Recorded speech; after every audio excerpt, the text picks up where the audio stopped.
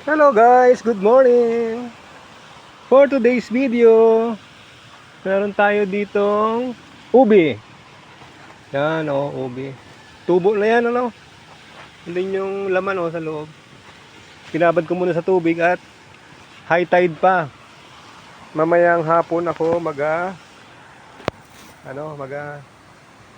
tanim yan low tide mamaya pa. Para daw mas maraming laman, kailangang itanim yan ng low tide.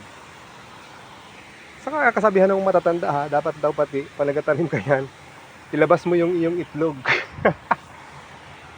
Ilabas mo yung itlog mo para mas marami ang laman. Oo, yun.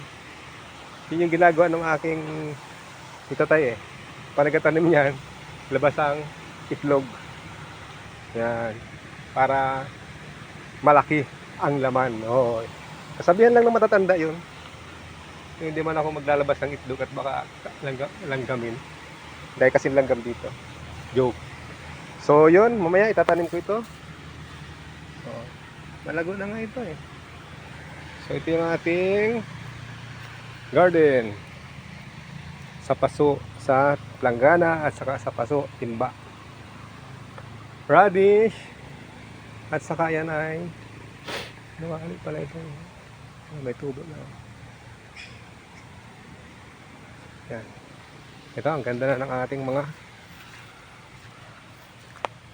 talbos ng kamote yan. 3 to 4 months daw maglalaman na yan. Sana naman. Sana mag-work Yan, ang ganda na ng tubo nila.